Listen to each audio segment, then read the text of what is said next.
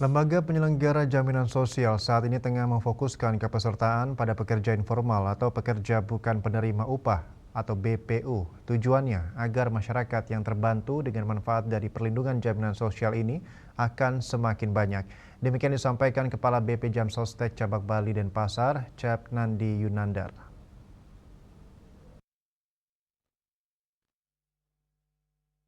Ia mengatakan salah satu manfaat tambahan yang bisa didapatkan peserta dan sangat membantu adalah program beasiswa.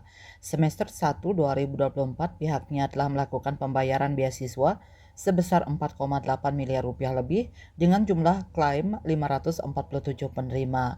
Selain mendapatkan manfaat pokok jaminan kecelakaan kerja, jaminan kematian, jaminan hari tua, jaminan pensiun, dan jaminan kehilangan pekerjaan, keluarga peserta BP Jamsostek yang menjadi ahli waris juga mendapat manfaat lain.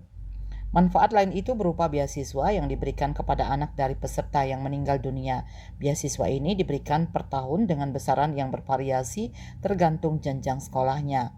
Dikatakannya kalau dihitung uang yang disiapkan beasiswa untuk anak pekerja itu maksimal sebanyak 174 juta rupiah untuk 2 orang anak pekerja yang mengalami musibah.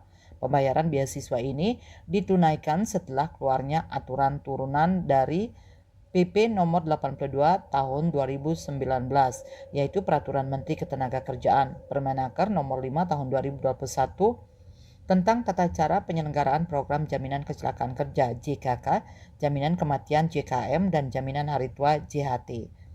Beasiswa itu, kata Cep, untuk peserta penerima upah maupun bukan penerima upah dengan masa iuran paling singkat 3 tahun untuk JKM. Untuk program JKK, bantuan tersebut diberikan bagi anak peserta yang mengalami kecelakaan kerja hingga meninggal dunia atau mengalami cacat total tetap.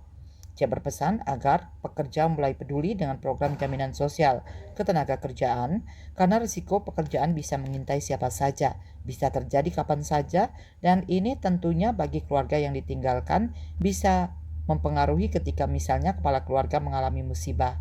Bali Post melaporkan.